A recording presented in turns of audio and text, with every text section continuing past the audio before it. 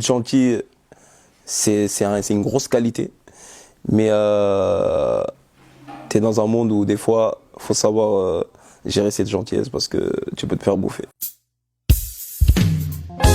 Alors moi, c'est Moussa alias Afro Spanish, 26 ans, originaire de l'Espagne, né en Espagne, maintenant je suis en France.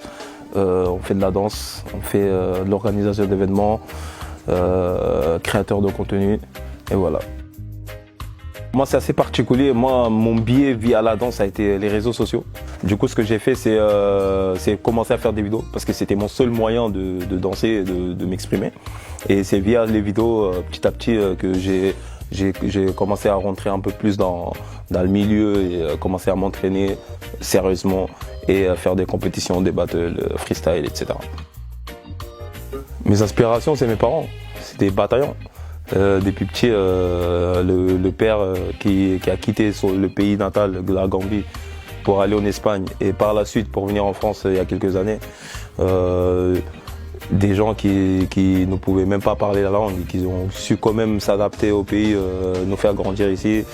Le fait que je n'ai pas manqué de rien et qu'au jour d'aujourd'hui, il continue à travailler comme s'il avait 20 ans, et ben, c'est inspirant.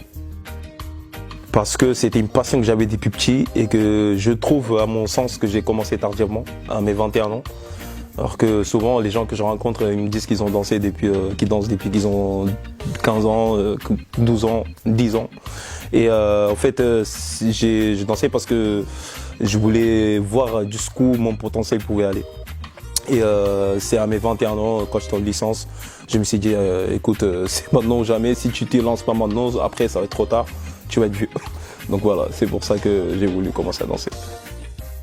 Moi de base, la danse, c'était une passion profonde et forte, mais c'était pas, je me voyais pas exercer la danse de façon professionnelle. C'était vraiment une passion forte que j'avais en moi.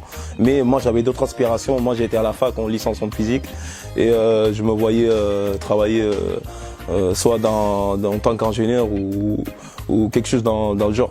Mais je me suis remis en question et je me suis dit qu'en fait cette passion qui était tellement forte, il fallait pas la laisser comme ça, ou le potentiel que j'aurais pu avoir, je pouvais pas laisser ça comme ça. Et du coup, à mes 21 ans, finalement, je me suis enfin décidé à danser.